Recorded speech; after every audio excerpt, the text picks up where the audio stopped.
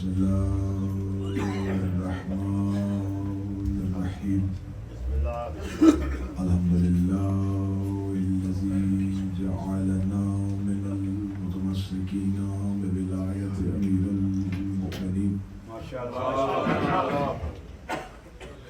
اللهم إياك نعبد وإياك نستعين الصلاة والسلام بتحية الإكرام على أشرف الأنبياء والمرسلين وأولاده الطيبين الطاهرين المعصومين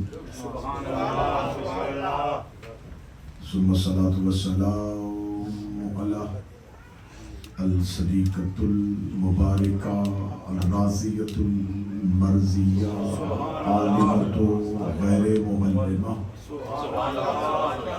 بنت القلم والنون والسر بين الكاف والنون ودليل إرادة كن فيكون وكتابة المكنون آية الله العظمى وزوجة آية الله الكبرى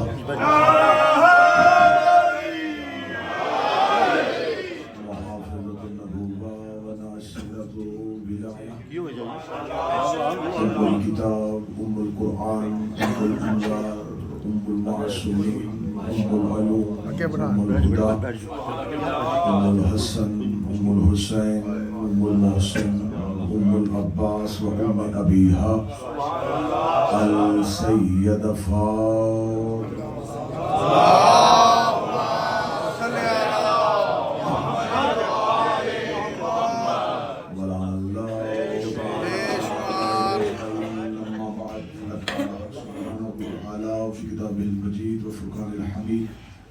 بسم الله الرحمن الرحيم وما خلقت الجن والإنس إلا ليعبدون بلند الصلوات اللهم صل على محمد وآل محمد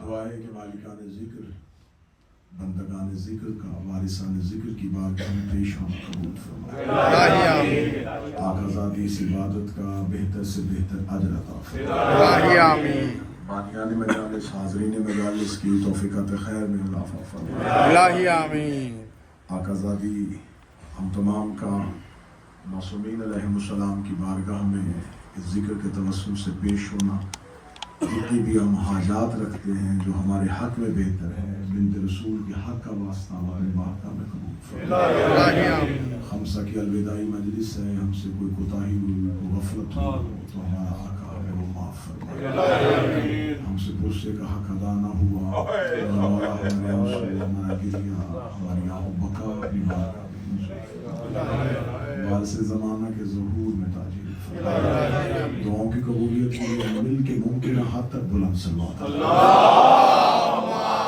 صلی علی محمد وآل محمد اجازت ہے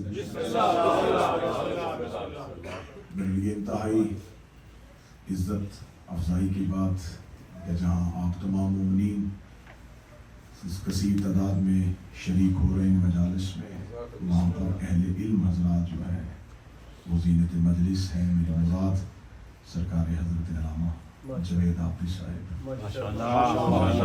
سایہ قوم کے سر پہ سلامت فرمائے انتہائی علمی خاندان کے چشم و چراغ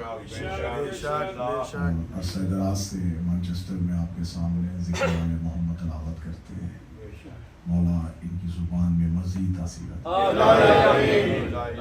ان کو صحت کے ساتھ زندگی گفتگو آج بالکل اپنے آخری مرحلے پہ ہے گفتگو ہے آقا مولا سید الساجدین علیہ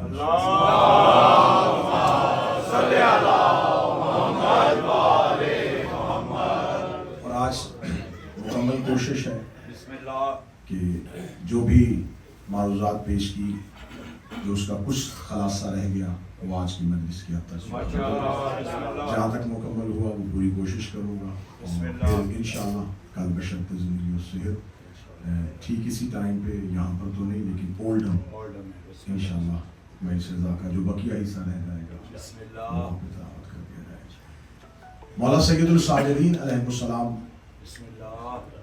کہ زندگی میں بعد از کربلا وہ کیا واقعات رونما ہوئے، کیا حالات بنے، کس طرح اسلام کی ڈوبتی ہوئی کشتی کو سجاد نے سہارا۔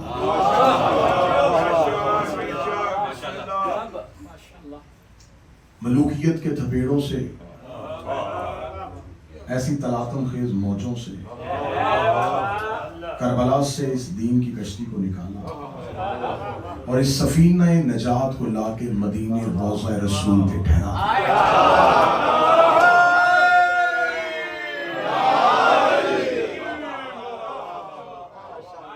جسے آج مورخ بیمار کربلا کہتا ہے، اس نے مدت کے بیماروں کو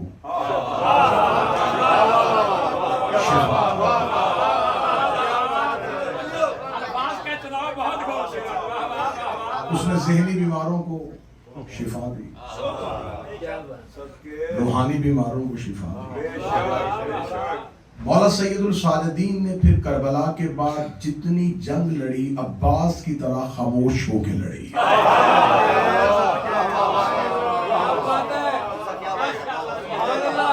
کچھ تلوار نہ بھی نکالنے، میدان جنگ میں ظاہر نہ بھی، خاموشی بڑی جنگ ہوتی۔ مولا سید الساجدین کی خاموشی ملوکیت کی موت تھی۔ کل گفتگو یہاں تک پہنچی کہ دعاؤں کے ذریعے غلاموں کو آزاد کر، پیدل حج کر کے۔ آج مجھے گفتگو کرنی ہے اس اپنے آقا و مولا پہ جو تاریخ شیعت کے مظلوم ترین شخصیت۔ قبلہ آپ بھی صاحب تشریف فرمائے، یہ بھی میرے چوتھے امام کی نسل ہے، جناب ذل رضا زیدی صاحب تشریف فرمائے، اور جو زیدی سادات آج کی مجلس میں تشریف فرمائے، جناب زید شہید، تاریخ اسلام کی وہ مظلوم ترین شخصیت جسے دشمن نے تو دشمنی میں چھوڑا تھا، لیکن تاریخ کے مورخ نے اس شخصیت پہ ایسے گھنونے الزامات لگائے کہ اپنوں کو بھی سمجھنے کی صلاحیت نہ ملی کہ ہم اس کو سمجھے کہ یہ ذات کون ہے۔ کچھ شخصیات اہل بیت علیہ السلام کے خاندان میں ایسی ہیں جنہوں نے وقتی طور پر الزام لے لیا لیکن حجت کو محفوظ کیا۔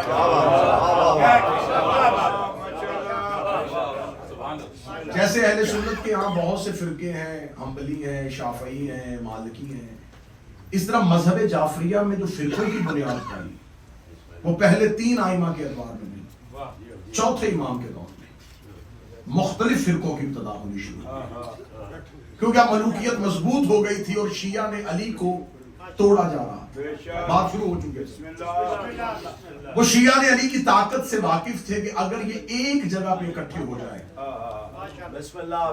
تو ایک شیعہ 10,000 بنی امیہ کے نمک خاروں سے بہتر تھا۔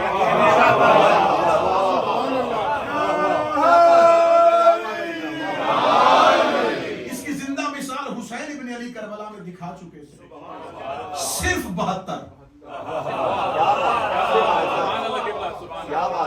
تو اب انہیں یہ یقین ہو گیا تھا کہ ہم نے یہ نہیں دیکھنا کہ شیعہ کوفہ میں کتنے ہیں، یمن میں کتنے ہیں، مدینہ میں کتنے۔ ان کی کربلا کے بعد بنی امیہ کے ذہنوں سے یہ خیال ختم ہو گیا تھا، ان کی اقلیت کو نہیں دیکھنا کہ تھوڑے ہیں، یہ 10 بھی ہوں گے تو طاقتور ہیں، 20 بھی ہوں تو قیام کر دیں تو طاقتور، لہٰذا ان کو کسی ایک جگہ پہ اکٹھے نہیں رہنے دیں، ان کی طاقت کو توڑو، ان کے ذہنوں کو انتشار میں ڈالو، ان کو اتنے گروہوں میں تقسیم کر دو، اتنے فرقوں میں بانٹو۔ اور آج تک ملوکیت یہ کام کر رہی ہے۔ آج فرقے تو نہیں ہیں لیکن فرق ہیں۔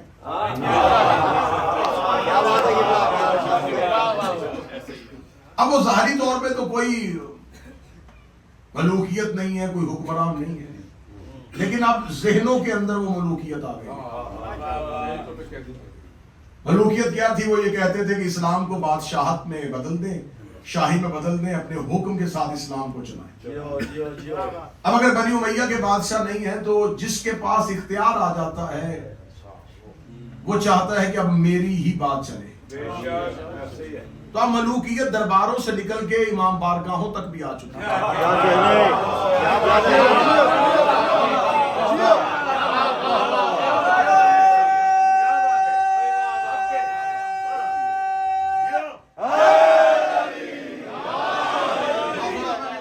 کسی خاص گروہ کی نشاندہی نہیں کرتا، پوری بات چاہتا ہے کہ ہر کوئی چاہتا ہے کہ ذہنی غلام میرے پاس زیادہ، فکری غلام میرے پاس زیادہ. تو اب گروہوں میں بانٹا جا رہا تھا. اس مولا کے دور میں گروہوں میں تقسیم کیا گیا. فرقہ واقفیہ، یہ وہ فرقہ جس نے کہا کہ نہیں، مولا امام حسین علیہ السلام جو ہے یہ کربلا میں جو شہید ہوئے تھے، جیسا کہ عیسائیوں کا عقیدہ تھا کہ عیسیٰ جو تھے انہیں اللہ نے زندہ اٹھا لیا تھا جب ان کے قتل کا ارادہ بنا تھا، اور ایک شخص کو عیسیٰ کی شکل میں ان کے سامنے کھڑا کر دیا تھا اور پھانسی وہ شخص لگائے لیکن عیسیٰ زندہ ہے. یہ عیسائیوں کا عقیدہ تھا. ایسے اس فرقے کا عقیدہ تھا کہ حسین ابن علی کربلا میں جب یہ امت قتل کرنے لگی تو اللہ نے انہیں آسمان پہ اٹھا لیا. اب امامت یہیں پہ رک گئی. اس کے بعد ایک فرقہ وجود میں ہے، فرقہ کیسانیہ. یہ وہ فرقہ تو جو یہ کہتے تھے کہ اگر امامت نسل امام حسن میں نہیں گئی نا تو امامت نسل حسین میں بھی نہیں جائے گی. کیونکہ مولا حسن کا بیٹا امام اس لیے نہیں بنا کہ علی کا ایک بیٹا موجود تھا، تو علی کے بیٹے کی موجودگی میں امام حسن کا بیٹا امام نہیں بن سکتا، کیونکہ امامت علی کے بیٹوں کا حق بنتی تھی. تو اس لیے امام حسن کے بعد ان کے چھوٹے بھائی امام حسین کو امامت بنی. تو جب امام حسین شہید ہو گئے تو اب اگر نسل حسن میں امامت نہیں گئی تو حسین ابن علی کا بیٹا بھی امام نہیں ہوگا، کیونکہ علی کا ایک بیٹا محمد حنفیہ زندہ ہے. لہذا انہوں نے کہا کہ ہم محمد حنفیہ کی امامت کے قائل ہیں، یہ ہے امام برحق، یہ ہے حسین کے بارے میں. اب یہ فرقہ بن رہا تھا.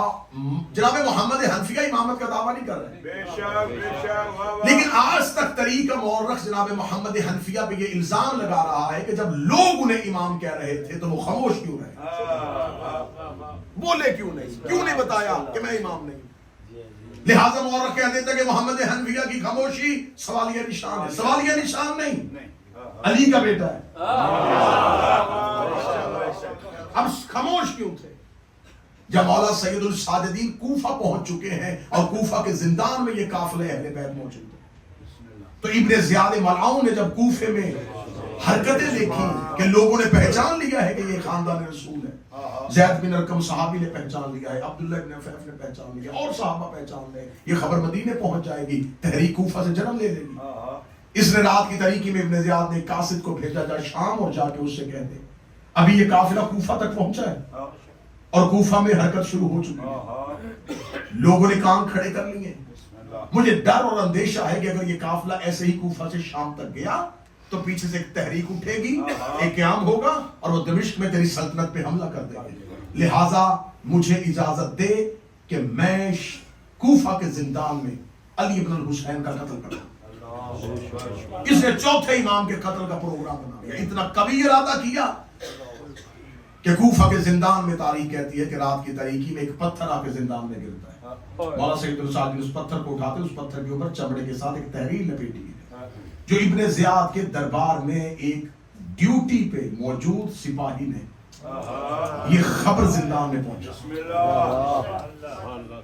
اس کا مطلب ہے کہ کوفہ میں ابن زیاد کے دربار میں کچھ ایسے افراد موجود تھے جو اہل بیت سے محبت کرتے تھے لیکن قیام نہیں کر سکتے، طاقت نہیں تھی، کھل کے سامنے نہیں آ سکتے.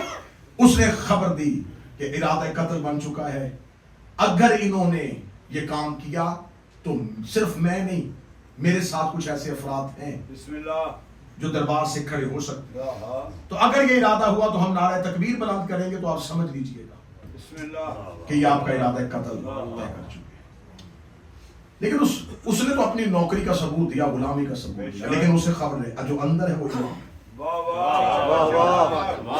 اب جب یہ ارادہ بن چکا تھا کہ مولا علی ابن الحسین چوتھے امام زین العابدین کو کوفہ میں شہید کر دیا جائے، قتل کر دیا جائے، ساتھ ہی پانچواں امام ہے، اس کا بیٹا ہے، اس کو بھی قتل کر دیا جائے.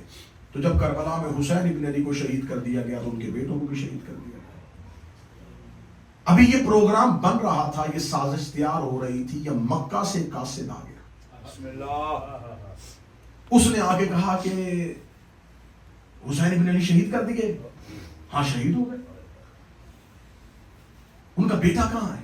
ہمارے زندان میں۔ اس نے کہا میں آپ کو خبر دینے کے لیے آیا ہوں کہ مکہ میں لوگوں نے محمد حنفیہ کی امامت کا اعلان کر دیا۔ اب جب محمد حنفیہ کی امامت کا سنا تو اب جناب سید الساجدین سے نظریں ہٹ گئیں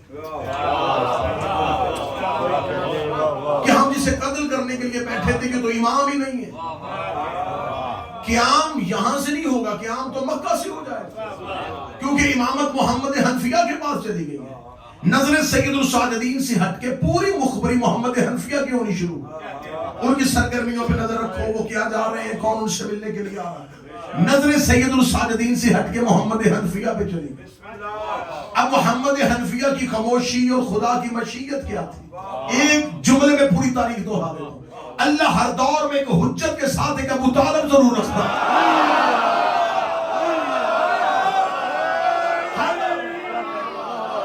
ایک حجت کے ساتھ ایک کردار ابو طالب ہوتا ہے جو مظلوم تو بن جاتا ہے۔ آج تک مورخ ڈھونڈ رہا ہے وہ واقعہ بتاؤ جب ابو طالب نے کلمہ پڑھا تھا، یہ واقعات ڈھونڈ رہے ہر وہ کلمہ پال رہا تھا۔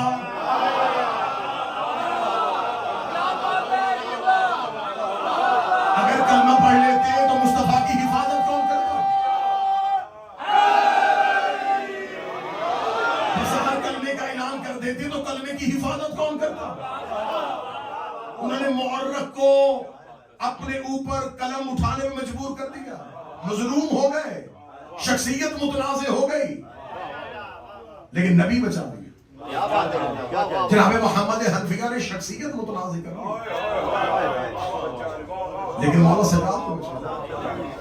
لوگ آئے اور خاموش، جناب محمد حنفیہ کچھ نہیں کہہ رہے ہیں، حسین بن علی کا حکم ہے خاموش رہو۔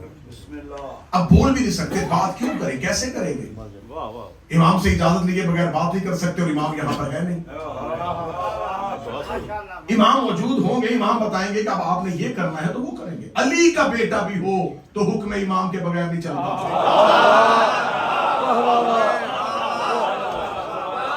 یہ ہے طاقت امام کی، علی کے شیعوں، علی کا بیٹا بھی امام بھتیجا ہے۔ جب علی کا بیٹا امام کے بغیر نہیں چلتا تو علی کا غلام امام کے بغیر نہیں چلتا۔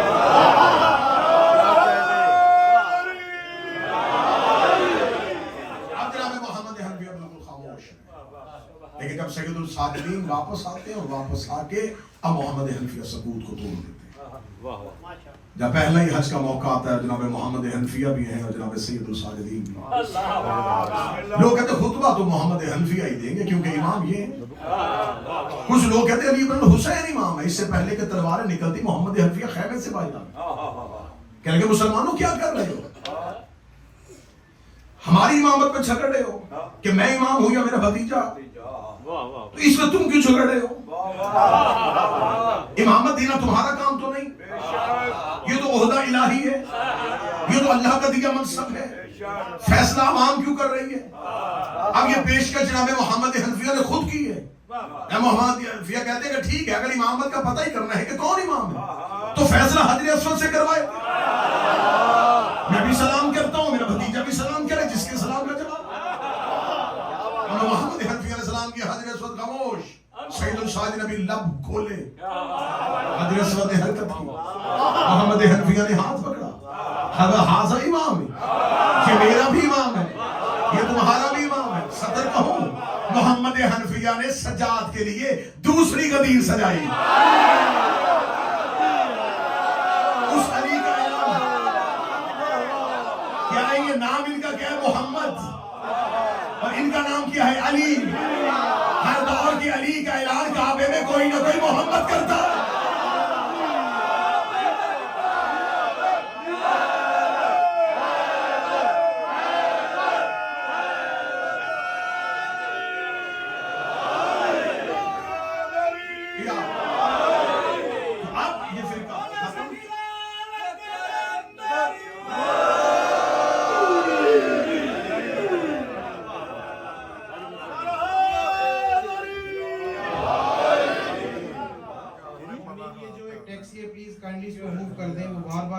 میں مجلس کا ماحول ڈسٹرب ہو رہا ہے.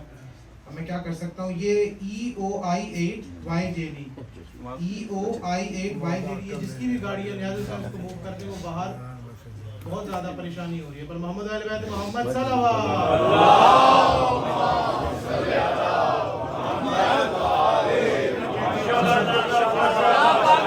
اب یہ فرقہ محمد حنفیہ مظلوم شخصیت لیکن حجت کے اوپر. مولا سید الساجدین کی زندان سے رہائی کے بعد مختلف تحریکیں شروع. توابین کی تحریک، سلیمان بن سعد خزائی وہ قیام کرتے ہیں ہم قاتلان حسین سے انتقام لیں، لیکن اس قیام کا کیا فائدہ جو حسین کے بعد کیا جائے. لہذا شیعہ علماء یہاں پر خاموش ہیں. سلیمان بن سعد خزائی کا معاملہ اللہ اور حسین کے پاس. نکلے ہیں گھر سے نصرت حسین کے لیے نکلے ہیں، قاتلان حسین سے انتقام لینے کے لیے نکلے ہیں. لیکن ہمارے ہاں اردو میں یا پنجابی میں ایک کہاوت پائی جاتی ہے کہ اس تھپڑ کا کیا فائدہ جو لڑائی کے بعد. جب حسین خطوط لکھ رہے تھے تب لبیک کہنا چاہیے، لیکن یہ ایک تحریک اٹھی. لیکن وہ کہہ رہے تھے توابین توبہ کر رہے ہیں، ہم سے حسین ابن علی کو لبیک نہ کہہ سکے، ہم توبہ کرتے ہیں. لشکر کا نام بھی توبہ کرنے والے رکھا، قیام کیا، بڑی جلدی قیام ہو، بڑی جلدی یہ تحریک ختم ہوئی. زور آور تحریک جناب مختار کی. اب جناب مختار کے لیے آج کے دور کے کچھ شیعہ ممبروں پہ جناب مختار کے خلاف زبان لگاتے ہیں، ان کے کردار کو اب پھر متنازع بنانے کی کوشش کی. جناب مختار میں پورے عشرے پڑھ چکا ہوں، مجالس پڑھ چکا ہوں. جناب مختار پہ ابھی ایک مجلس پہ اس لمحے میں جناب زید کے ساتھ ہو بات نہیں کی. جناب مختار وہ شخصیت ہے جو اہل بیت کی دعا ہے. میں ٹھیک کہہ رہا ہوں کہ دعا ہے. مولا امیر المومنین کی دعا بھی ان کے ساتھ، رسول اللہ کی دعا بھی، سید الساجدین ان کو دعا دی. خدا مختار کی جزائے خیر، اس نے ہمارے قلوب کو ٹھنڈا کیا، اس نے ہمارے دلوں کو ٹھنڈا کیا. لیکن اب جناب میں نے کل بھی کہا تھا جناب سید الساجدین پہ نظریں ہیں سپاہیوں کی، لیکن جب جناب مختار قیام کے لیے اٹھتے ہیں تو اب جناب سید الساجدین سے جب اجازت لینے کے لیے آتے ہیں تو مولا کہتے ہیں کہ یہ اختیار میں نے اپنے چچا محمد حنفیہ کو دیا، آپ ان سے اب محمد حنفیہ کی طرف ان کو مائل کر دیا. لیکن اندر سے مولا سید الساجدین کی اجازت صاحب کو. یہ کیسے ہو سکتا ہے کہ جناب سید الساجدین کی مرضی نہ ہو اور محمد حنفیہ کی مرضی؟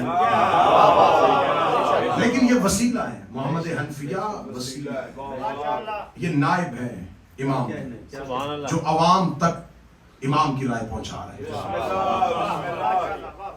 جناب مختار کو جناب محمد. اب یہ پہلی تحریک ہے، یہ بھی زور آور ہوئی، بڑی کامیاب تحریک ہوئی جناب مختار میں سے. پھر ایک تحریک اٹھی ہے جسے جناب زید نے شروع کیا. اب ایک تو غلط فہمی عام انسانوں کے ذہن میں یہ ہوتا ہے کہ زیدیہ جو فرقہ ہے جو جناب زید کو امام کہتا ہے، اور وہ یہ کہتے ہیں کہ جناب زید نے کیونکہ قیام کیا تھا اور جناب امام محمد باقر نے قیام نہیں کیا تو پھر امامت جو ہے جناب زید کے پاس ہے. تو کچھ عام شیعہ یہ سمجھتے ہیں، اکثریت نہیں، عام سادہ شیعہ یہ سمجھتے ہیں شاید زیدی اور زیدیہ ایک ہی ہوتے ہیں. یہ غلط ہے. زیدی نسل ہے جناب زید کی. ہندوستان میں زیادہ آبدی سادات پائے جاتے ہیں. یہ مولا سید الساجدین کے جو باقی بیٹے ہیں جناب محمد باقر، ان کے علاوہ ان کی جو نسل ہے وہ آبدی سادات، جو خصوصاً جناب زید سے جن کا شجرہ ملتا ہے وہ زیدی. تو زیدی نسل ہے، زیدیہ فرقہ ہے. اب جناب زید جو ہیں ان کے بارے میں رسول اللہ نے، ابن عساکر نے ایک روایت لی ہے، اور وہ روایت ہے حضرت حذیفہ یمان سے. حضرت حذیفہ یمان کہتے ہیں کہ میں رسول اللہ کی بارگاہ میں گیا تو زید ابن حارثہ رسول اللہ کے سامنے بیٹھا تھا. تو رسول اللہ نے زید ابن حارثہ کو قریب بلا کے کہا کہ تیرا ہم نام میری نسل سے ایک بیٹا ہوگا جو مظلومیت کے ساتھ مارا جائے گا. یہ کہنے کے بعد رسالت مآب نے کہا اے زید ابن حارثہ میں تیرے نام کو اس کے نام کی وجہ سے تم سے پیار کرتا ہوں. اب یہ میں نے اہل سنت مصادر سے یہ ریفرنس دیا ابن عساکر نے اس کو نقل. دوسری روایت ہے حضرت ابو ذر غفاری سے. حضرت ابو ذر غفاری کہتے ہیں میں ایک دفعہ رسول اللہ کی بارگاہ میں گیا تو رسول اللہ رو رہے تھے. میں نے گریہ کا سبب پوچھا کہ آپ کے رونے کی وجہ، تو رسول اللہ نے فرمایا کہ ابو ذر میری نسل سے ایک بیٹا پیدا ہوگا جس کا نام زید ہوگا. اس کو انتہائی مظلومیت کے ساتھ قتل کیا، میں اس کی شہادت پہ گریہ کر. رسول نے 2 شہیدوں پہ شہید ہونے سے پہلے گریہ کیا، یا حسین ابن علی پہ کیا ہے یا زید ابن علی پہ. یہ ہے جناب زید کا مقام رسول اللہ کی اہل سنت کے ریفرنس.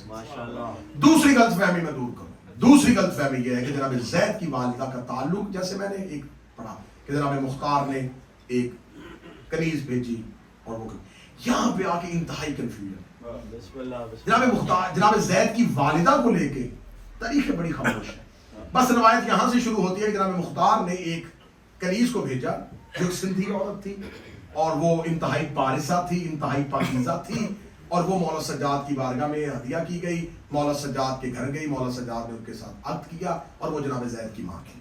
میں جتنی دیر اس ریسرچ پیپر کو تیار کرتا رہا جو میں نے 3-4 سال پہلے جناب زید پہ تیار کیا، تو میں اس روایت پہ آگے بڑا کنفیوز تھا کہ اتنی عظیم شخصیت کی ماں اور پھر اس کے آنے کا رستہ جو ہے وہ جناب مختار کے ساتھ. 2 روایتیں مجھے مل گئی ہیں، وہ میں روایت ممبر سے پڑھا اور دونوں روایت بڑی مشہور روایت. ایک ناسخ التواریخ میں شیخ صدوق نے نقل کیا. اب شیخ صدوق مذہب جعفریہ کا معتبر. ایک عبدالرزاق الموسوی نے اس روایت کو نقل کیا سید طاؤس کے ساتھ. یہ دونوں روایت یہ کہتی ہے کہ مولا سید الساجدین نے ابو حمزہ سمالی، کتنا معتبر صحابی ہے جس کے نام دعائے ابو حمزہ سمالی. ابو حمزہ سمالی کہتا ہے کہ میں نے حج کے دنوں میں مولا سید الساجدین نے مجھے اپنے خیمے میں بلایا اور بلا کے ابو حمزہ میں نے رات خواب دیکھا ہے. میں نے خواب دیکھا ہے کہ اللہ نے جنت سے ایک حور اتاری ہے جس کا عقد خدا نے میرے ساتھ پڑھا، اور میں خواب میں دیکھ رہا ہوں کہ ایک کونے سے آواز آ رہی ہے کہ تیرا بیٹا زید تجھے سلام دے رہا ہے. اب یہ روایت اتنی قوی ہے، اس کا مصدر اتنا قوی ہے، اس کا ترک اتنا مضبوط ہے اور عقیدہ اس بات کی اجازت دیتا ہے. جب میں نے یہ 2 روایات پڑھی اور مشہور روایت پڑھی تو پھر جب میں نے عام کتابوں سے جا کے پڑھا کہ جناب زید کی والدہ کا نام کیا تھا، انہوں نے کہا ہورا. ہورا نام تھا جناب زید کی والدہ. تو نام بھی اگر ہورا ہے، روایت بھی موجود ہے، تو پھر اس شہزادی کا تعلق فرش سے نہیں ہے.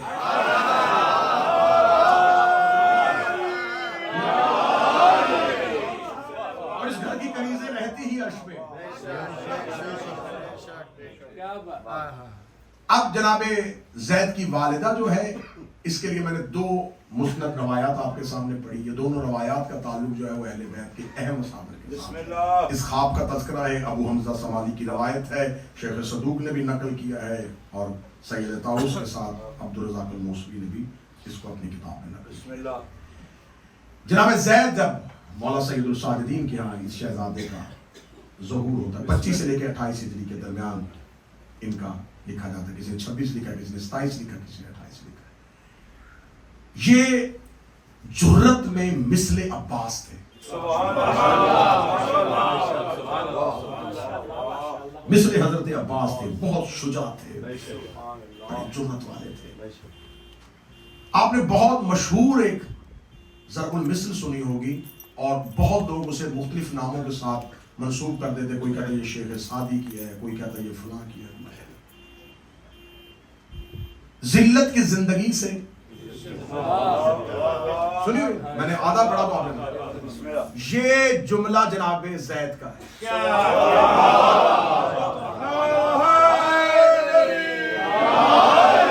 جناب زید کا صرف قول نہیں ہے، یہ جناب زید کا نعرہ ہے. जरूरत मैं इनकी बताने लगा हूँ कि जनाब ज़ैद कितने शुजा थे। माशाल्लाह माशाल्लाह। हशाम बिन अब्दुल मलिक बिन मरवान मलऊन, ये अहले बैत को बहुत अज़ियतें देता था। मदीने में जितने भी अहले बैत अलैहिमुस्सलाम के अफराद रहते थे उन पे इतनी पाबंदी थी कि वो कोई भी हरकत दरबार में इतला दिए बगैर नहीं कर सकते।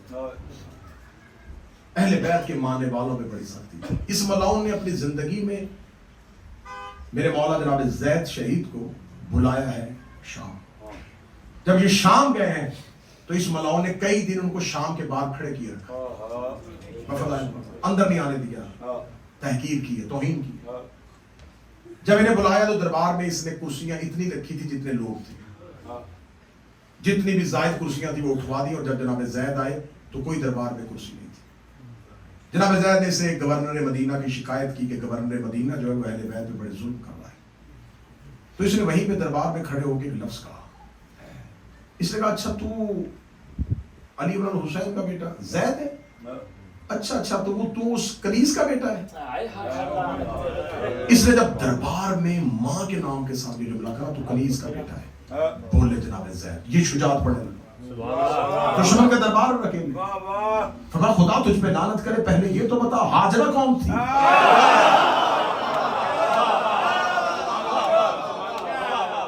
हाजरा जनाब सारा की कनीज थी। तो अल्लाह अगर उस कनीज के घर में इमामत रख सकता है। अगला जुमला देखिएगा, शुजात सुनाने लगा हज़रत ज़ैद। अगला जुमला सुनेगा, मुझे फख्र है मैं कनीज़े परवरदिगार का बेटा हूँ, किसी बदतरीन औरत का बेटा नहीं। मुझे फख्र है कनीज़े खुदा का बेटा।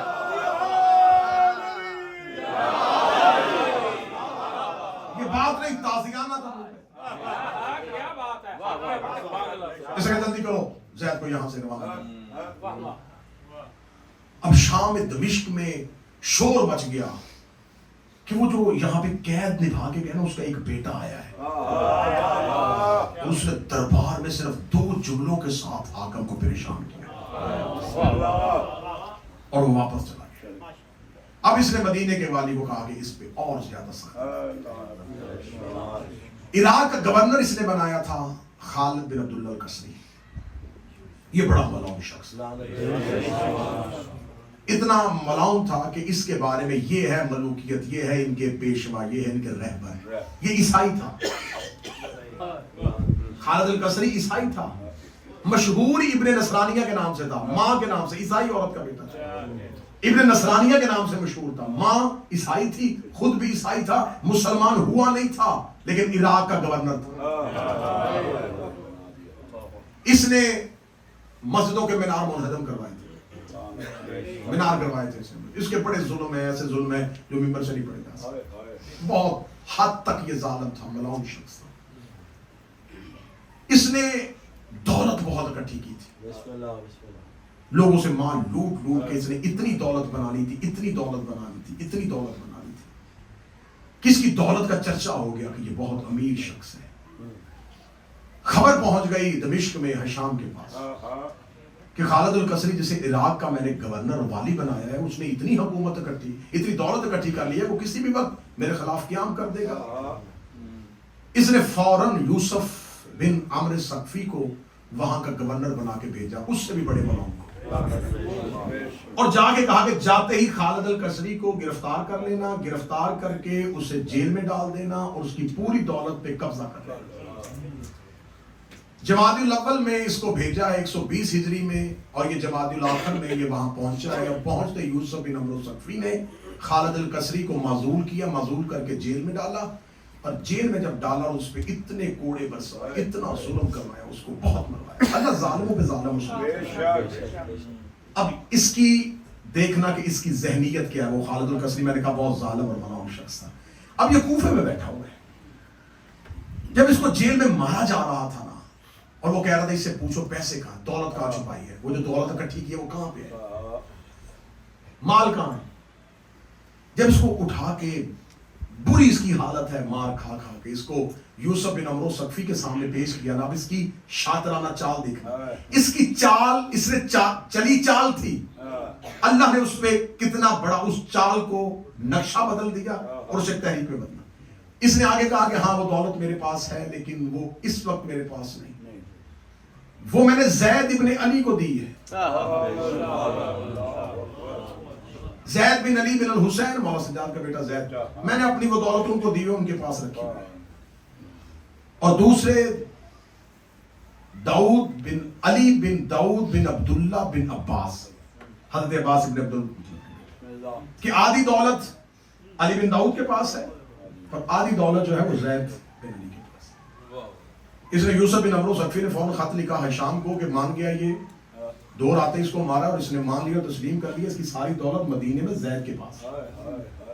اس نے فوراً والی مدینہ کو خط لکھا کہ زید کو اور علی بن داؤد کو گرفتار کرو، گرفتار کر کے شام بھیج. اب جناب زید کو دوبارہ گرفتار کر کے پھر شام بھیجا جاتا ہے. جب دوبارہ یہ شام جاتے ہیں، جب شام پہنچتے ہیں تو یہ سوال کرتا ہے، میں نے سنا ہے کہ خالد کسری کی دولت آپ کے پاس ہے. میں نے فرمایا کیا بات؟ وہ خالد کسری جو میرے باپ دادا میں سب و شتم کرتا ہے، جو مال محمد سے مخالفت کرتا ہے، ہمارے لیے ہمیشہ برائی کا ارادہ رکھتا ہے، ہو سکتا ہے کہ وہ اپنی دولت ہمیں دے. اس نے خود کہا ہے کہ اس نے دولت، مطلب میں جھوٹ بول رہا ہے، بہتان لگا رہا ہے ہم پہ، میرے پاس کوئی دولت نہیں ہے. اس نے فوراً اپنے سپاہیوں کو ایسے گرفتار کر کے کوفہ لے جاؤ، یوسف عمرو کے پاس پیش کرو، اسے کو خالد کو قید سے نکال کے، جیل سے نکال کے زید ابن علی اور خالد کو ایک دوسرے کے آمنے سامنے سپاہیوں نے وہیں سے گرفتار کیا شام سے، اور جناب زید کو کوفہ لیا. جناب علی بن داؤد بھی ساتھ، دونوں کوفہ آ گئے. جب دونوں کوفہ پہنچ گیا تو خالد کسری کو جیل سے نکالا جاتا ہے. جیل سے نکال کے بری اس کی حالت ہے زندان میں، اس کو بالکل یہ موت کے قریب ہے. اس کو لا کے کھڑا کیا جاتا ہے، کہتے ہیں وہ زید ابن علی آ گیا، تو نے کلیم کیا تھا کہ تیری دولت اس کے پاس ہے، بتا. اس نے یوں نظریں اٹھائی، یہ زید ہے؟ ہاں یہ زید ہے، میں تو اسے نہیں جانتا.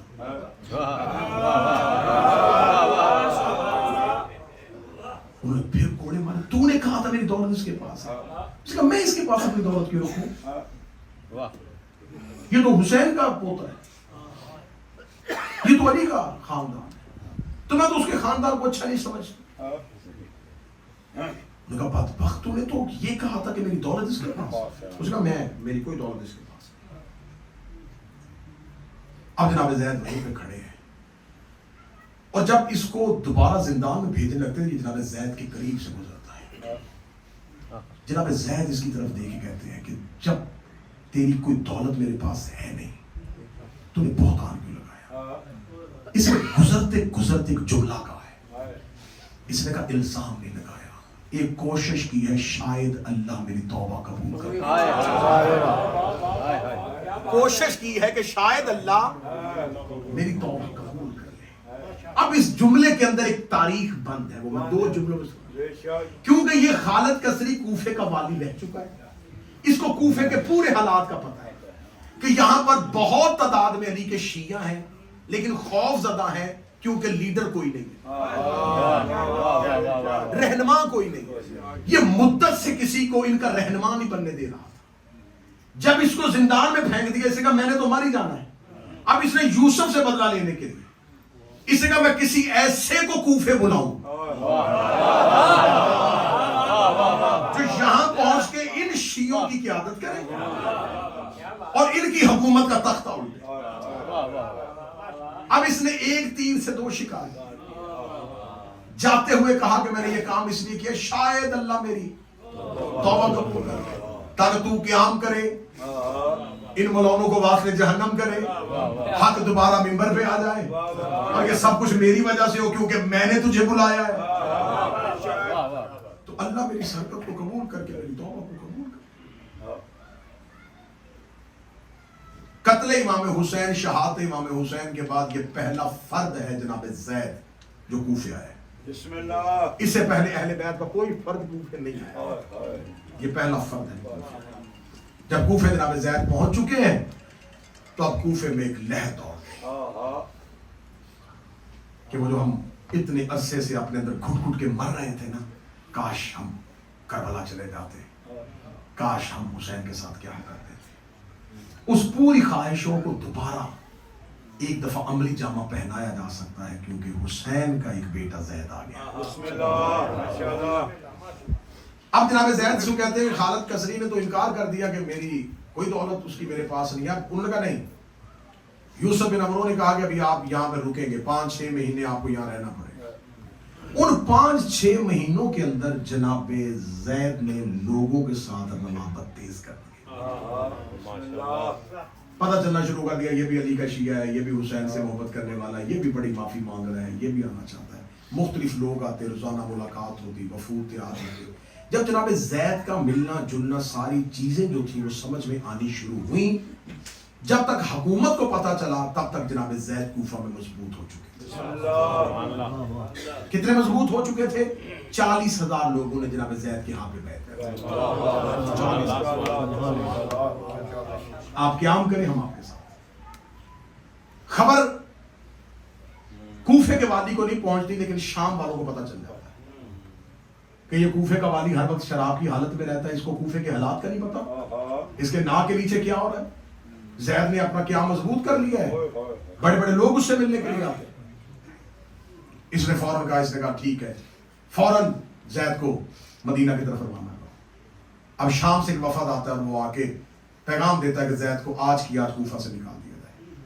جب جناب زید کو کوفہ سے نکالا جاتا ہے تو جناب زید کوفہ سے نکل کے قادسیہ کے مقام تک جاتے ہیں.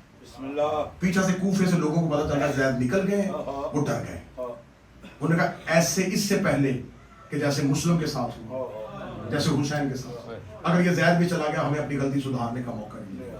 یہ دوڑے قادسیہ تک پیچھے. قادسیہ میں آ کے لوگوں نے جناب زید کو گھیر لیا, کوفے کے لوگوں نے. آپ نہ جائیں, اگر آپ چلے گئے پھر اس کے بعد یہ ظالم ہم پر مسلط ہے. اب یہاں پر ایک بہت اہم بات ہے کہ صرف کوفہ کے شیعہ زید کا حق وہ ہوتا ہے جو دشمن بھی مانے. صرف کوفے کے شیعہ جناب زید کی منتیں نہیں کر رہے تھے. سنیوں کے سب سے پہلے امام ابو حنیفہ جناب زید کو خط لکھ رہے کہ آپ نہ جائیے گا, آپ چلے گئے تو کوفہ ان ظالموں کے ہاتھ رہے گا. آپ قیام کریں. جناب علی بن داؤد جو ہیں وہ جناب زید کو کہتے کہ نہیں, ان کے مشورے میں نہ. انہوں نے یہی مشورے علی کو دیے تھے, دھوکہ. حسن کو دیے دھوکہ, حسین کو دیے دھوکہ, حسن بن عقیل کو دیے دھوکہ. یہ کوفہ صرف دھوکہ دیتا ہے. جناب علی بن داؤد کہتے ہیں کہ میں اس مشورے میں ساتھ نہیں ہوں, کہ ان کا ساتھ دیتا ہے. لیکن جناب زید کے اندر شجاعت بھی ہے اور رسول کی خبر بھی ہے, اور یہ بھی انہیں پتا ہے کہ میں نے شہید ہونا ہے. یہ بھی پتا ہے کہ مجھ سے اللہ نے کوئی بہت اہم کام لینا ہے.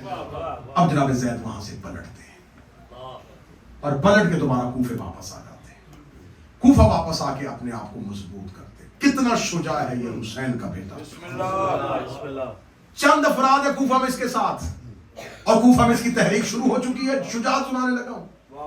جناب زید دربار میں اطلاع دیتے ہیں, جناب زید دربار میں پیغام پہنچاتے ہیں کہ جا کے دربار والوں کو بتاؤ کہ 1 صفر کو میں حملہ کروں گا. کہہ کے حملہ کیا. یہ بہادری میں شجاعت کی مثال ہوتی ہے کہ دشمن کو بتا کے آنا. یہ دلیری کی بہت اعلیٰ مثال کہ دشمن کو بتا کے وار کرنا. کہ اپنے آپ کو مضبوط کر اور اپنے محل کی فضیلے اوپر کر. 1 صفر کو میں حملہ کروں گا, کوفے کی دیواریں جتنی اونچی کرنی ہے کر. 1 صفر کا اعلان کر کے جناب زید نے اپنی تحریک کو شروع کر لیا. جب جناب زید نے اپنی تحریک کو شروع کیا ہے تو اب اس کے پاس کوئی چال نہیں بچتی. اور یہ یوسف بن عمر یہ اعلان کرواتا ہے لوگوں کو کہ ٹھیک ہے, زید قیام کی تیاری کر رہا ہے, میں کوفہ کے لوگوں سے مشورہ کرنا چاہتا ہوں. سارے مسجد اعظم میں اکٹھے ہو, جو تم فیصلہ کرو گے, اگر تم کہو گے تو میں اختیار زید کو دے کے یہاں سے چلا جاؤں. سارے مسجد کوفہ میں ہو. سب لوگ کہتے ڈر گیا, زید کے اعلان سے ڈر گیا, اب یہ چھوڑ دے گا, یہ بھاگ جائے گا, یہ کوفہ خالی کر دے گا. آئیں سارے چلیں. جناب زید انہوں روکتے نہ جانا, اب ہم نے ان سے بات چیت نہیں کرنی, اب ان کا اور ہمارے درمیان فیصلہ تلوار کرے. یہی بات, یہی جملہ مولا علی کہتے ہیں, معاویہ کی بات پہ نہ آنا, اس پر میرے درمیان فیصلہ تلوار. یہ کام جناب زید علی بن کے کہہ رہے ہیں، نہ جانا، فیصلہ تلوار کریں، لوگوں کا کیوں لڑنا ہے جب وہ اپنی مرضی سے دے رہا ہے، جا رہا ہے یہاں سے کوفے سے؟ کیونکہ ان کوفے والوں کی اکثریت کا مرکزی خیال یہ نہیں تھا کہ قتل حسین کا انتقام ہو، آل محمد کے حق کو دوبارہ بحال کیا جائے۔ ان کے ذہن میں مرکزی خیال یہ تھا کہ ہم کوفے والوں کے سر سے ظالم حکمران۔ یہ بات شیعو ذہن میں رکھنا، جب تم کسی بھی دور میں صرف اپنی آسانیوں کے لیے امام کو بلاؤ گے،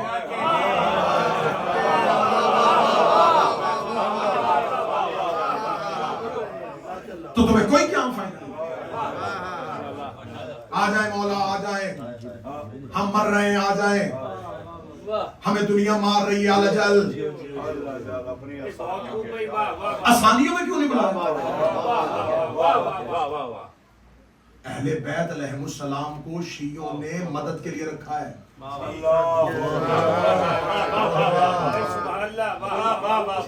میں منبر پہ کہہ رہا ہوں، ان سے جلدی کو مدد کرنے والا اگر کوئی ہوتا، پتہ نہیں یہ کب کے چھوڑ کے آل محمد کو چلے گا، ریسکیو کے لیے رکھا ہوا، ان سے جلدی مدد کرنے والا کوئی نہیں۔ قبلہ حافظ صاحب، میں نے جب بھی علم پہ چراغ دیکھا ہے، منت کا دیکھا ہے، محبت کا نہیں دیکھا ہے۔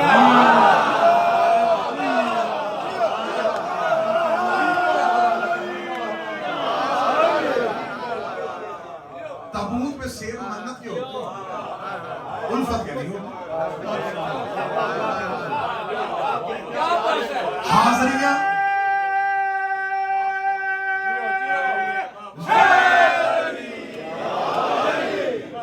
حاضری خواہش پوری ہونے کے بعد ہی کیوں پکائی جاتی ہے؟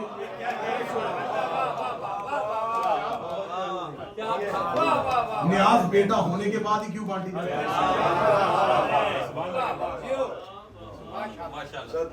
یہ تابوت پہ چادریں نہیں ہیں، یہ حسرتیں ہیں۔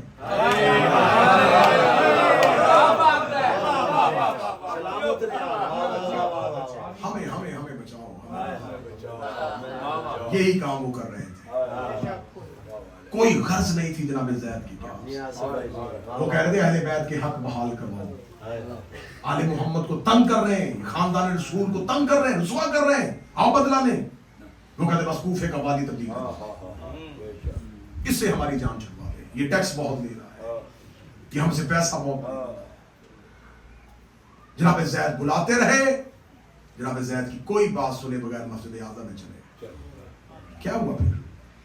جناب زید روک رہے تھے، یہ مسجد اعظم کے اندر گئے، اس نے کہا بند کرو دروازے، سب کو گرفتار کرو، مرنے دو انہیں مسجد کے اندر۔ ایک وقت کے امام کے نمائندے کی بات نہیں سنی، سارے مرے۔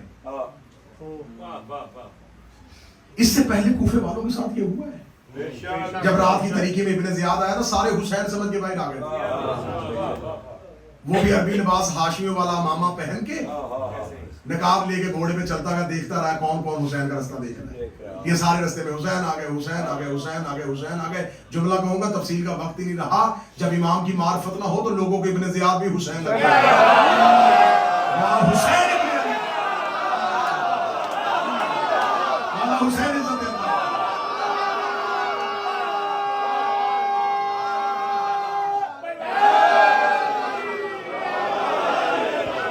یہ جملہ نہیں تھا، میں پتہ نہیں کتنی لاشیں رو کے گزر گیا۔ جب معرفت نہ ہو لوگوں کو ابن زیاد بھی حسین، لیکن جس کو معرفت تھی، وقوف ہے کہ ایک عورت اپنے گھر میں بیٹھی تھی، کسی کا محبت کرتی ہے، حسین سے باہر آ، حسین آ گیا ہے، اسے گھر کا دروازہ کھولا بند کیا، اسے کہا حسین نہیں ہے، تو نے کیسے پتا حسین نہیں ہے؟ اسے کہا حسین ہوتا تو رات کو کیوں آتا؟ محمد کا نواسہ ہے، تمہیں خبر نہیں ہے کہ رسول نے مکہ فتح کرتے ہوئے رات کو باہر خیمے لگا دیے تھے، ابھی مکے والے سو رہے ہیں۔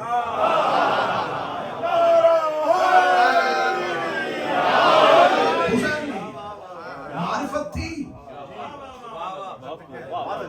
یہی یہی وجہ ہے. معرفت نہیں ہے, پتہ نہیں وارث کے آنے سے پہلے کتنے امام آئیں گے.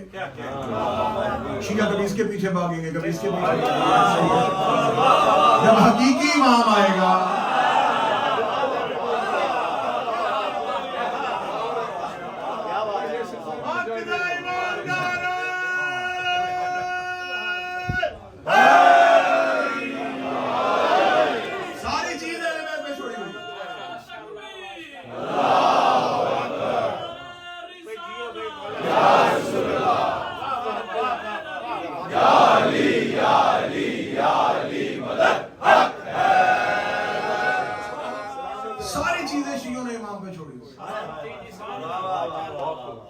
آپ کربلا کیوں نہیں جاتے؟ اچھا خاصا مولا کا رزق دیا ہوا ہوتا. آپ کربلا کیوں نہیں جاتے؟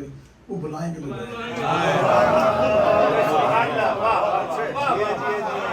یہ ایسا جملہ مشہور ہوا ہے کہ ہر ایک شیعہ رہنے سارے کام کر لیتے ہیں, سارے کام ہو جاتے ہیں, ہالیڈیز اچھی جگہوں پہ جائیں گے. پوری دنیا پھر لی ہے, کربلا کیوں نہیں گئے؟ وہ بلاتے ہیں. حسین کے بلاوے کا انتظار کرنے کے لیے حبیب ہونا چاہیے.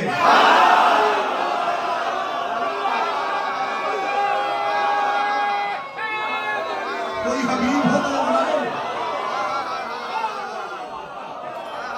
بلاتے ہیں, وہ بلاتے ہیں, بلاتے ہیں. کوئی حبیب ہو, کوئی سعید ہو, وہ بلائیں. پیاسے کا کام ہے کنویں کے پاس جانا.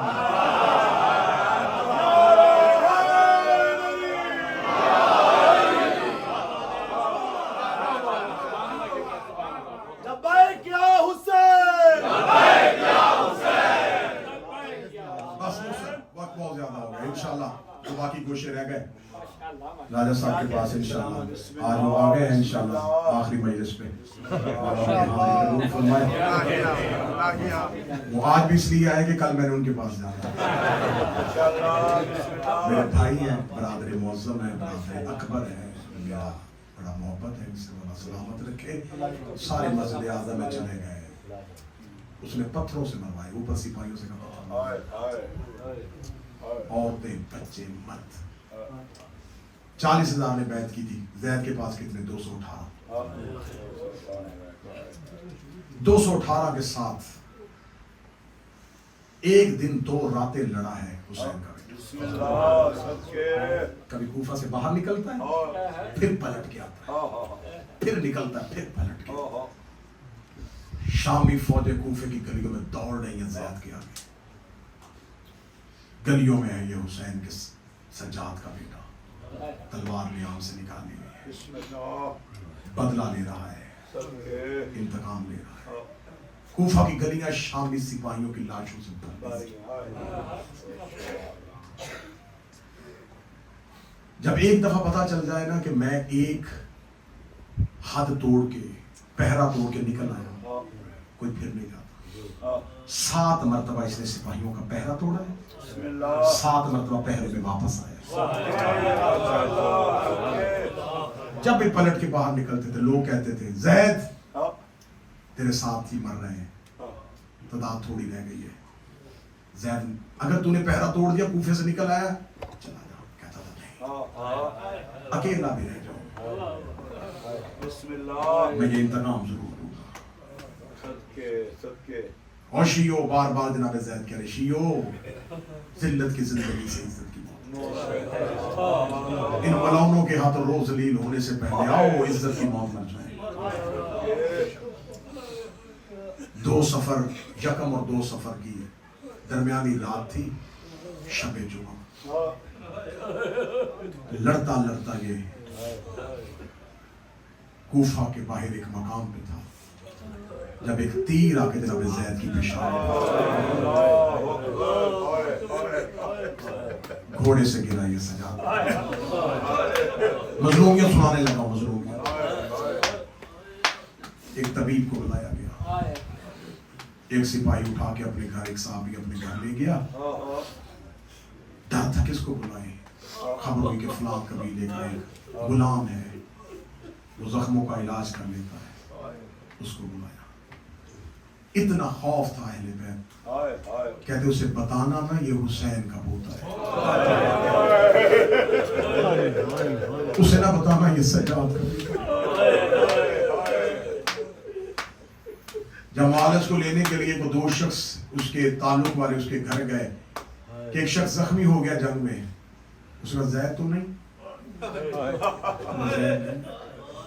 تو ساتھ آیا, پیشانی سے اس نے تیر نکالا, قالوا انا للہ و انا الیہ راجعون. زیدی سادات کو پرسہ پیش کرنے لگا. جتنے زیدی سادات ہیں نا یہ بڑے مظلوم امام مولا کے بیٹے, یہ بڑے مظلوم آقا کی اولاد ہے. اتنا مظلوم امام تھا کہ جو زندہ بچ گئے تھے وہ سوچ رہے تھے دفنائیں کہاں, کہاں قبر بنائیں. آخر ایک مقام پہ جا کے پانی کا ایک گڑھا تھا, اس میں سے پانی نکالا, اس کے اندر قبر بنائی. جناب یحییٰ ابن زید نے باپ کا جنازہ پڑھایا. 15 سال کا جوان ساتھ تھا جب باپ قبر میں مارا. پھر دوبارہ قبر کے اوپر پانی چھوڑ دیا, کسی کو نہ پتا چلے کہ یہاں سجاد کے بیٹے. خبر ملاؤں کو پہنچی کہ زید مارے گئے ہیں رات کو اور اس کے ماننے والوں نے کہیں دفنا دیے. اس کا مرضی کا نام دوں گا, جاؤ زید کی قبر ڈھونڈو. اعلان ہوا وہی جرح جو زخم دیکھنے اور اس کے ساتھ ایک غلام آیا تھا. اس نے جا کے دربار میں مخبری کی. اس نے مجھے نہیں پتا کہ وہ زید تھا. ایک شخص کی رات پیشانی سے تیر نکلا, اسے کوفے کے باہر اس پانی کے اندر دفن کیا. اس ملاؤں نے جا کے کہا قبر کھودو. قبر کھودی گئی. زید کو قبر سے نکال کے سر کاٹا گیا.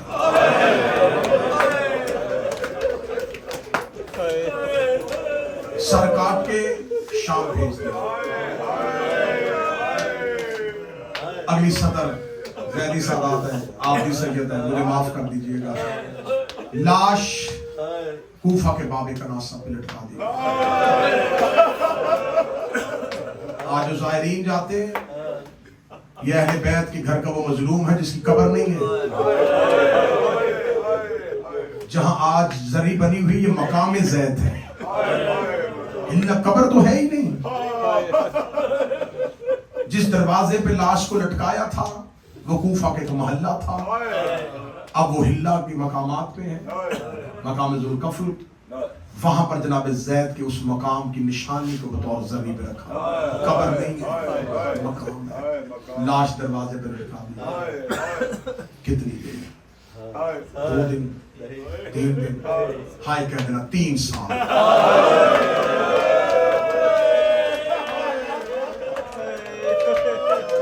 3 سال جناب زید کی لاش.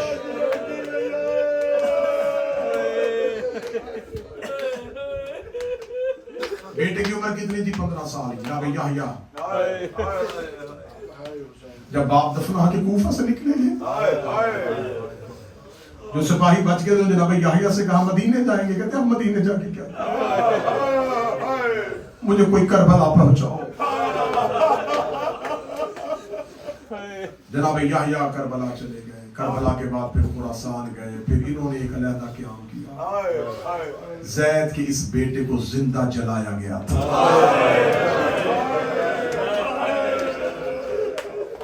3 سال جناب زید کی لاش باب کناسہ پہ لٹکی رہی. 3 سال کے بعد یزید بن ولید بن عبد الملک ملاؤں تخت پہ آئے. انہوں نے کہا وہ جس کی لاش لٹکائی ہے نا اس کے اعجاز معجزے ہو رہے ہیں. نہ اس کی لاش سے کوئی بدبو آئی ہے, بالکل ایسے ہی ہے جیسے کل کسی نے لٹکائی ہو. اس سے کرامتیں ظاہر ہوتی ہیں. اس نے کتنی غلطی کی میرے باپ نے, 3 سال اس لاش کو چھیڑا نہیں. 3 سال کے بعد بھی بھڑاس ختم نہیں ہوئی. انہوں نے کہا اتار کے دفنا دے, کہنے لگا نہیں جلا دو.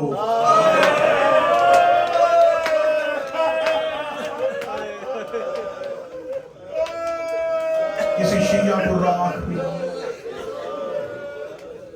لیکن اہل بیت کے جسموں کا آگ بھی احترام۔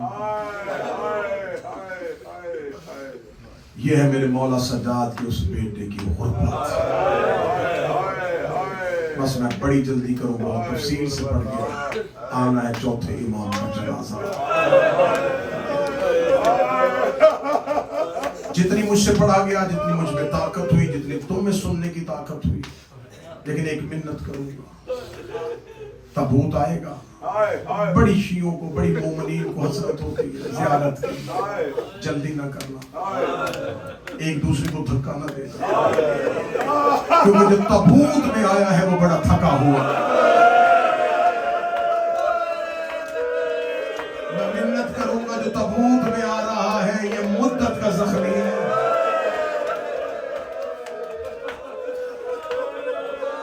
اسے شام کی گلیوں میں بڑے دھکے مارے گئے تھے، اسے شام کی گلیوں میں بڑا ستایا گیا تھا۔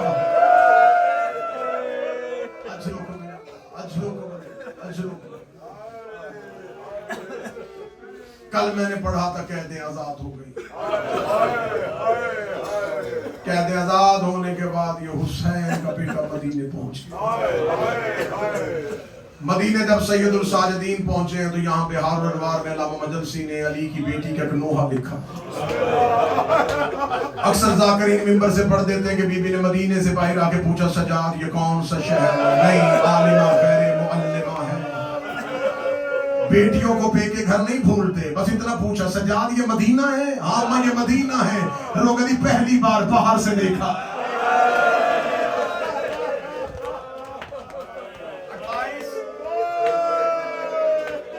28 رجب کو گئی تھی تو عباس کے پہرے میں گئی تھی۔ سجاد میں نے پہلی بار مدینہ باہر سے دیکھا۔ میرا لال مجھے بتا قبر رسول کہاں ہے؟ مولا سید الساجدین کی آواز ہے، اماں وہ سامنے ہر روزہ رسول بھی لے کے کہتی ہے حسین کا بیٹا آپ قافلہ لے کے یہاں بیٹھے، مجھے اکیلے نانا کی قبر پہ جانا ہے۔ بس اپنے آپ کو مشاہد کے لیے آمادہ کرنا۔ شہزادی قبر رسول پہ گئی۔ اب میں یہاں سے نوحہ شروع کرنے کا لگا جو بی بی نے نوحہ پڑھا۔ تم نوحہ خانوں سے نوحہ سنتے ہو، ماتم کرتے ہو، چہرے کا ماتم کرتے ہو، سینہ زنی کرتے ہو۔ اب نوحہ خان ضلع میں وہ نوحہ پڑھنے میں جو علی کی بیٹی نے قبر محمد پہ شام کے بعد آ کے پڑھا۔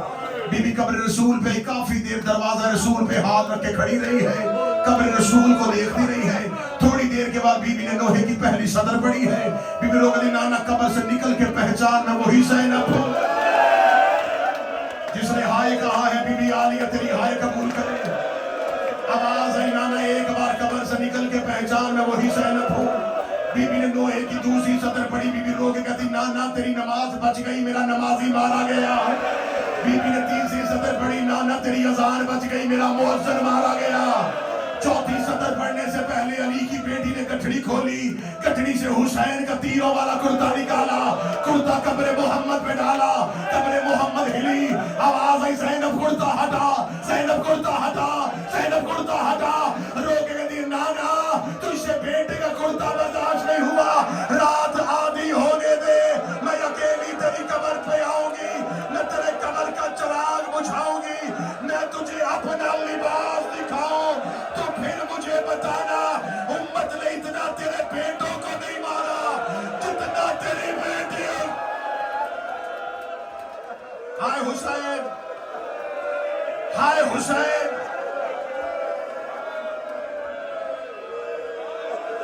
جنازے کا استقبال کرنا، جب میں اشارہ کروں تب لے کے آنا، اشارہ کروں گا تب لے کے آنا جنازے۔ روئی نانا بیٹے کا لباس برداشت۔ قبر رسول سے آواز آئی عالیہ مجھے درد نہ سنانا۔ نانے کی قبر سے اٹھی،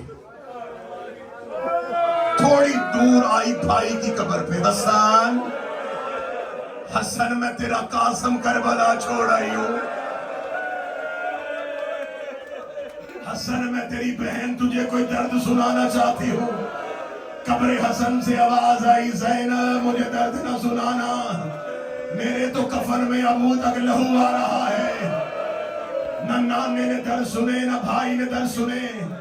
نظر پڑی ماں کی قبر پہ, رو کے کہتی اماں, مائیں تو بیٹیوں کی سن لیتی ہے. اماں میں نے کربلا سے لے کے اب تک کسی کو درد نہیں سنائے. اماں میں ہر کسی کے درد سنتی رہی ہوں. اماں کسی نے میرے درد نہیں سنے. قبر زہرا سے آواز ہے, عالیہ مجھے درد سنا. رو کے کہتی اماں تو سنے گی؟ ہاں زینب میں سنوں گی. رو کہتی اماں پھر سن, 28 رجب کو میں آپ کی قبر پہ آئی تھی. میں نے آپ کی قبر پہ آ کے وعدہ کیا تھا میرا کچھ بچے نہ بچے, میں آپ کی نسل بچا کے آؤں گی. ہاں عالیہ مجھے وعدہ یاد ہے. رو کہتی اماں اٹھ ذرا قبر سے, میں تجھے بتاؤں. وہ دیکھ میں آپ کا سجاد بھی لے آئی, وہ دیکھ میں آپ کا باکر بھی لے آئی. اماں نہ میرا اور آیا ہے نہ میرا محمد آیا ہے. اماں میرے بیٹے کربلا میں رہ گئے. اماں میں تیرا سجاد لے آئی.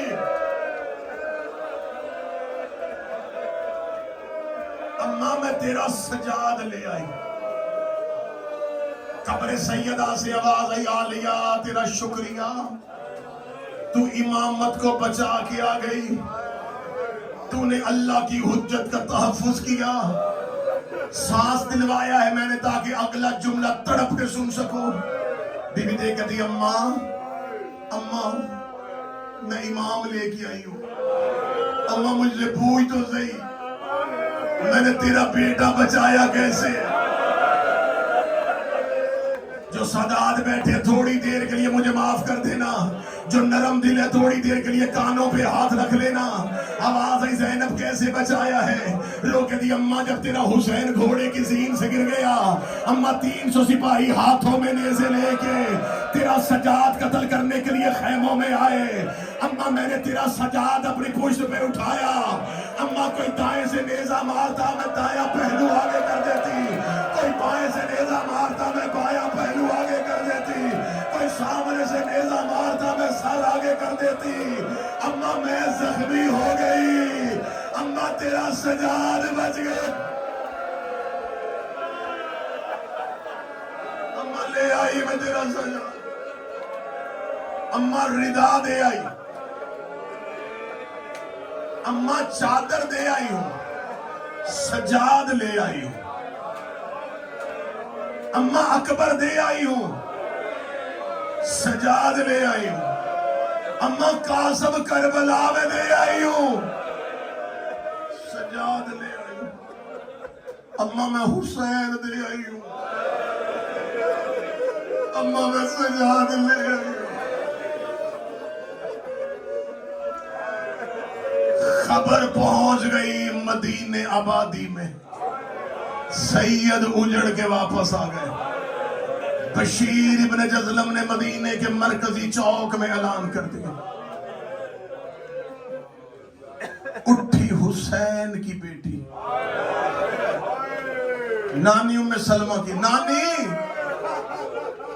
نانی وارث واپس آ گیا. اماں ام البنین کوئی منادی اعلان کر رہا ہے, سجاد واپس آ گیا. اماں منادی کہہ رہا ہے کہ قبر رسول پہ بیٹھے.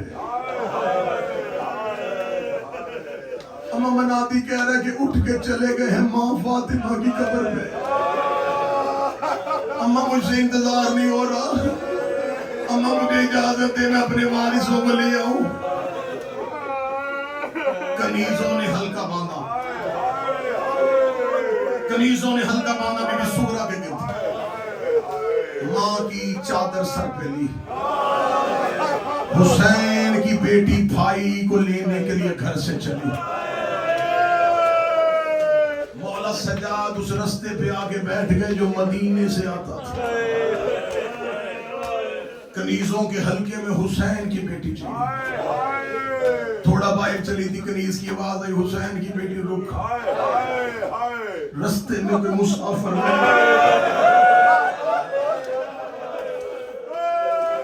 ایک کنیز جلتی جلتی وہاں آئی جہاں حسین کا سجاد بیٹھا تھا. مسافر مسافر رستہ چھوڑ, ہوا प्यारे आका की बेटी आ रही। मौला सजाद कहते मुद्दत के बाद अपनी मर्जी से बैठा हूं, मुझे मेरे पैरों के जख्म उठने नहीं देते, मैं अपने बालों का पर्दा बनाता हूं, अपनी आकाज़ादी से क्या गुजर जा। वो कहते तू जानती जो नहीं वो कौन है?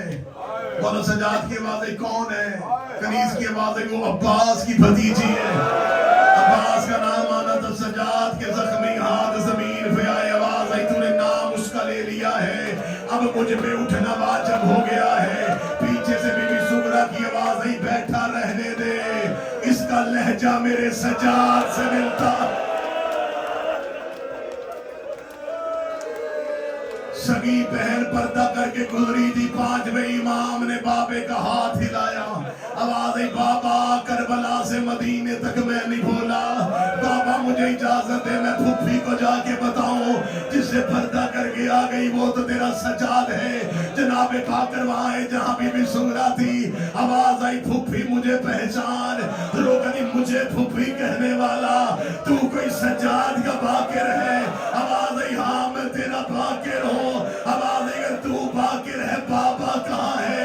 कहा जिससे पर्दा करके आ गई वही तो तेरा सजाद है। हुसैन की बेटी तेज कदमों से चली, सजाद के गले में बाहें डाली, रोगी कदी तुझे जवान भेजा था, तेरी कमर क्यों झुक गई, तेरे सर के बाल सफेद क्यों हो गए? आवाज आई अशा खा गई मुझे शाम की गलियां, सुगरा खा गए मुझे शाम के मोड़। आखिरी 2 मिनट पढ़ने लगा, आ गए मदीने, आंखों से लहू, चेहरों पे लहू, आंखें बंद करते तो कभी हुसैन नजर आए। एक दिन एक मौला के मानने वाले का मौला घर में बैठते हैं तो रोते, मौला घर से निकला करे, मौला कहते घर से निकल के खाओ, मौला बाजार में आए, आवाज़ ना लेके जा मुझे बाजार में, मैं बाजारों का बड़ा सताया हूँ। मौला के सहाबा ने मिन्नत की, सैयदुल साजिदीन का हाथ थामा, मदीने के बाजार में आए, बाजार में आना था, लोग दौड़े, कोई मौला सजाद के कदमों पे, किसी के सर पे प्यार दे रहा, दुआएं देता देता मेरा मौला आगे बढ़ रहे थे, यानी कि कसाब की दुकान के सामने से सजाद गुजरे, उस कसाब ने हुसैन के बेटे को आते देखा, जल्दी से वुजू किया, कदमों पे हाथ रखे था, मौला मेरा सलाम हो। मौला सजाद ने सर पे हाथ रखा, रख दे क्या नाम है तेरा? कहने लगा मौला ये नाम है और मैं मदीने में कसाब हूँ। फरमाया तुझे याद है शरीयत मुहम्मदी में अहकाम ज़बीहा क्या है, जानवर को ज़िबा करने के अहकाम क्या है? कहता हाँ हाँ मौला मुझे याद है। मौला की आवाज़ आई मैं तेरा इमाम हूँ मुझे सुना। कहने लगा मौला पहली शर्त ये है शरीयत मुहम्मद में जिस जानवर को ज़िबा करो पानी पिला लिया करो। सज्जाद का हाथ दीवार पे आ गया, आवाज देखेगा बाबा लोग जानवरों को पानी पिला के ज़िबा करते हैं, मेरे बहते दरिया पे प्यासे मारे गए। मौला सज्जाद की आवाज आई दूसरी शर्त सुना। कहने का दूसरी शर्त है जानवर को जानवर के सामने ज़िबा नहीं करना। सज्जाद जमीन में बैठ गए। रोकेगा मेरी 3 फुफियां दरवाजे पे खड़ी थी जब मेरे बाबे को ज़िबा किया गया। तीसरी शर्त पढ़ने लगा हूं, मातम की तैयारी करना। मौला की आंखों का खून तेज हुआ। असहाबे सज्जाद ने कसाब से कहा अपना बोलना तो शर्तें सुनाता इमाम रोते। मौला फरमाया इसे ना मना करो, इसे को सुना, मैं तो बाबे पे गिरिए के असबाब ढूंढता हूं। सुना मुझे अगली शर्त। अगली शर्त पढ़ने लगा वो ये तड़पा कांप के क्या लगा मौला शरीयत मोहम्मदी का हुक्म जानवर को जिस छुरी से ज़िबा करो। नहीं रो सका तू, वो छुरी तेज چاہیے تاکہ جانور کو تکلیف نہ ہو. اب روئے گا وہ جو مجھے دیکھے گا. مولا سے جانے گا بتا جانور کو ذبح کہاں سے کرتا ہے؟ کہتا مولا شہرک سے کرتا ہوں. سجاد نے سر دیوار پہ مارا, فرمایا ہائے بابا تیری غربت, تجھے پسے کرتا کود خنجر سے ضربوں کے ساتھ کاٹا گیا. ہائے حسین کا بیٹا, ہائے میرا غریب مہاری.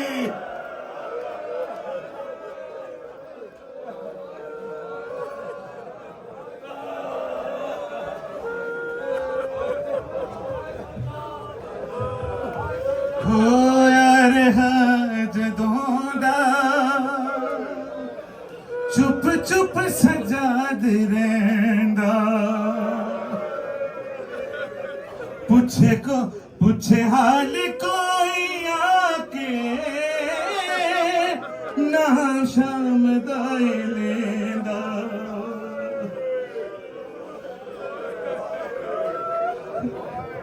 ہویا رہا جدوں دا چپ چپ سجاد رہندا, پوچھے حال کوئی روکے نہ شام دائی لیندا. جڑے ظلم ویکھیا بدے, جڑے ظلم ویکھیا بدے, دنیا نو کی خبر. سجاد لئیے مشکل اے شام دا سفر, سجاد لئیے مشکل اے شام دا سفر, سجاد لئیے مشکل اے شام دا سفر, سجاد. اور اکبر بھرا دا قاتل, اکبر بھرا دا قاتل, عابد دا ہم سفر, سجاد لئیے مشکل اے شام دا سفر, سجاد لئیے مشکل اے شام دا سفر, سجاد لئیے مشکل اے شام دا سفر, سجاد لئیے مشکل.